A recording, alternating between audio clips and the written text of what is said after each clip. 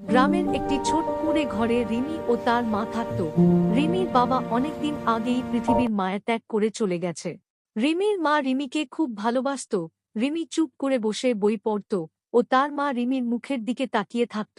ভোরের আলো ফুটতেই রিমির মা ঝাড়ু নিয়ে বেরিয়ে পড়ত কাজে। লোকের বাড়ি কাজ করে যেটুক উপার্জন হতো তাই দিয়ে রিমিদের সংসার চলত। কাজে যাবার সময় রিমি তার মাকে বলল, মা তুমি তাড়াতাড়ি এসো, আমি তোমার অপেক্ষায় থাকব। রিমির মা খুব পরিশ্রম করত, ঘামে ভিজে যেত, তবুও সে থামত না, কারণ সে জানত আমি যত পরিশ্রম করব আমার মেয়ে ততটাই ভালো থাকবে। তাই সে সকালে কাজে বেরিয়ে রাতে ফিরত। কাজ থেকে বাড়ি ফিরে এসে দেখে রিমি বিছানায় শুয়ে কাঁপছে, জ্বরে গা পুড়ে যাচ্ছে, চোখ খোলারও ক্ষমতা নেই।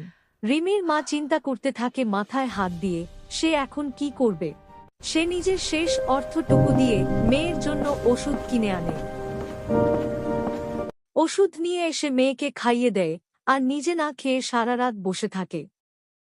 মায়ের সেবা ও ভালোবাসা রিমি ধীরে ধীরে সুস্থ হয়ে ওঠে। ভোরের আলো ফোটে, রিমি আস্তে আস্তে চোখ খুলে দেখে মা সারা রাত তার পাশে বসে মাথায় হাত বোলাচ্ছে। রিমি মাকে জড়িয়ে ধরে আর বলে, মা তুমি না থাকলে আমি আর বাঁচতাম না। মেয়ের কথা শুনে মায়ের চোখ থেকে জল গড়িয়ে পড়ে। মায়ের ভালোবাসার মূল্য কোন দিন কোন সন্তান ফেরত দিতে পারবে না, তাই মাকে কখনো অবহেলা করো না।